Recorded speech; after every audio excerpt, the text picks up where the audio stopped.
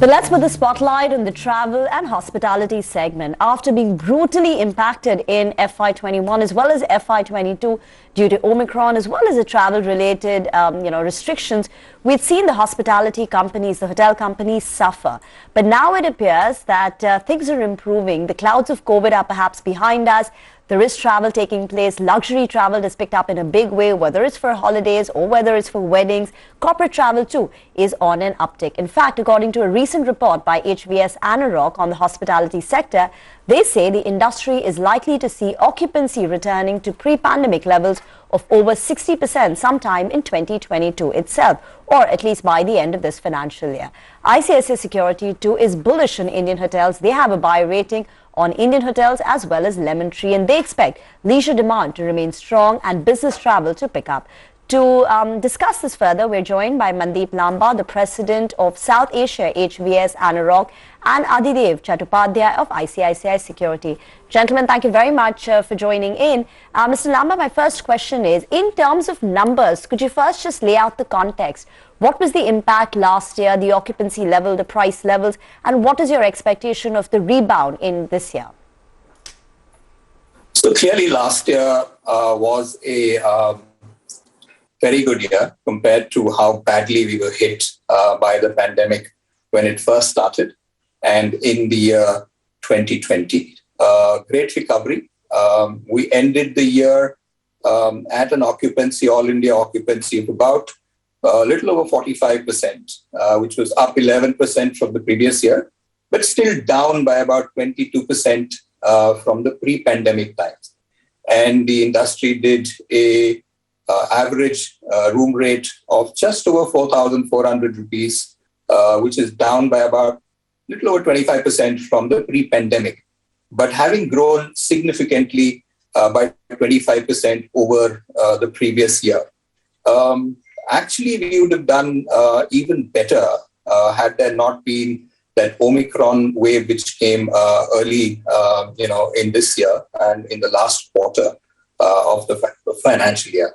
But all indicators seem to tell us that the industry is bouncing back. And like you were mentioning earlier, we do envisage that by the end of this, or even a little earlier, by the third quarter of this financial year, we do see occupancies returning back to pre-pandemic levels and rates catching up soon after that.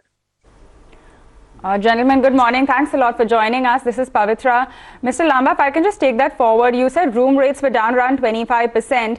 Where are we now? Are we back to pre-pandemic levels on at least the room rates, or are we still a while away? And as far as the occupancy is concerned, how much longer do you think it will take for us to reach the pre-COVID levels?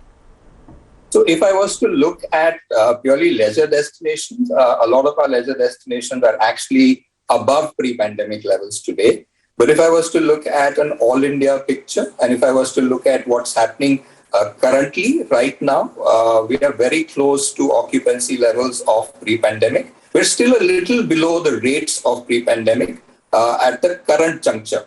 But these are going to very soon catch up as business travel, increases. We've seen that business travel has started. We've seen the opening up of the international travel. And all of this is only going to augur well for the industry. At the moment, if I was to take a sentiment check, very positive.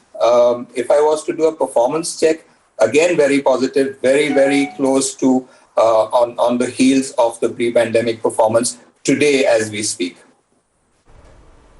Okay, all right. Mr. Lamba, I'm happy that you said that, we're almost at the same rates, because I checked in with my family and I found it rather expensive. I went to Goa. It was chock-a-block, full occupancy and peak rates as well. But I guess, Not peak season. And not peak season. That's right. I went. But that's what he said, right? It's for leisure travel, I guess, that it's sort of skyrocketing. It's pinching now. And now with the kids and all, it's getting a little bit steep. But 2 years of vacation we've had from moving out, and now in fact on the revenge travel, the revenge spend, it's going to take a toll on the wallet, but nonetheless. Let's get in Adhidev then into this conversation. Adhidev, the markets are on, so we would like to hear about the listed stocks as well. How do you play this theme? If there's going to be an unlock theme, do you go for the larger players, or do you go and buy the smaller players? Your take on stocks that look good. Yeah, good morning, Nigel. Yeah, as Mr. Lamba mentioned, now the sentiment obviously has turned positive. So, just like to give some backdrops. You've seen in November and December 21, right? That was the first time when the pandemic fear had quietened down. You saw people traveling and you saw leisure destinations. Obviously, the rates were going up, occupancy levels were high. This momentum would have carried forward into January and February of 22 as well.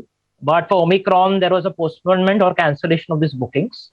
And the weddings were also planned for those months. So now that postponed demand is coming back, I think from this March to May period. So a combination of leisure travel and wedding demand, right? At least in hotels outside the main cities. What anecdotally what we are seeing is that the room rates, right, are around 15 to 20% higher than even the pre-COVID levels. This is on an aggregate basis. It could be higher or lower depending on a destination. And also now, as Mr. Lama mentioned, the business travel is picking up. So what we are seeing, the footfalls, the physical footfalls in offices, which are around, I think, 10 to 11% overall till around March. That is expected to go scale up to around 40 to 50% in the first half of FY23. That is between April to September of this year. So combination of all these positives and international flights opening up will lead, we are expecting by maybe first half itself of this year, a much stronger than expected recovery overall. And of course, the more larger listed branded players, we expect them to disproportionately benefit. One, on stronger balance sheets, and also the stronger brand pull. So there are various estimates going around, but India has got just around, what do you say, 160,000 branded hotel rooms as of December. So obviously, now there is another thing I'd like to point out in terms of incremental supply because of what we have seen during the pandemic, especially in the 4-star and 5-star segment. We are not seeing much of projects which are what you call greenfield, means people are not doing fresh capex considering the costs over there. So over a more 2 to 3 year view, we expect at least in the 4-star, 5-star segment, there will be a supply demand mismatch in the medium term, and maybe from FY24 onwards, you could see the room rates moving up higher, and maybe in FY23 it settles at the pre-COVID levels or maybe marginally higher at an aggregate level. So we continue to prefer the leading marketplace. Obviously, Indian Hotels is there and Lemon Tree Hotels in the space. Adhidev, these hotel companies also have a lot of operating leverage. So as revenues start normalizing, the impact on the profitability is far more. What are your own estimates of, say, a company like Indian Hotels, the larger one? As of Q3 at least, the revenues were about 19-20% away from its pre-pandemic high levels. How soon can we get there? What is your own estimate of FY23? Will it be similar to pre-pandemic levels and even at the margin level? Because costs are going up, but room rents are also going up. Your own estimates in terms of numbers. Yeah. So if you see pre-pandemic, I'm taking like FY20 as an example. Obviously, there was some minor disruption in March 20. But Indian Hotels at a consolidated level did an EBITDA margin of around 22%. Now, what has happened because of the pandemic at an industry-wide level, all hotel operators have rationalized costs. Means maybe they have to trim the manpower, they have done a reskilling of the existing staff. So the staff-to-room ratio across companies has come down. Plus, there has been a focus on bringing down many of the fixed costs as well. So obviously, all this is being done at the same time you want to maintain the same level of service. So on a like-to-like basis for an Indian hotels, we would expect at least a 400 to 500 bips margin expansion. So a 22% in FY20 may go to a 27%. Plus, for an Indian hotels, the preferred mode of expansion is to the management contract route. So maybe from 4 to 5% of the overall revenue, the management contract share we're expecting in FY24 for that to grow to 8 to 9% of consolidated revenue. Plus new business things which they have done, like the Cumin food app and the Ama, the homestays brand which they have launched. So all these things combined together, incremental revenue would come at a 50% plus EBITDA margin. So with a combination of these factors, we're expecting the EBITDA margins in FY24 to be north of 30%, or I think 31% exactly is our number, versus 22% pre-COVID.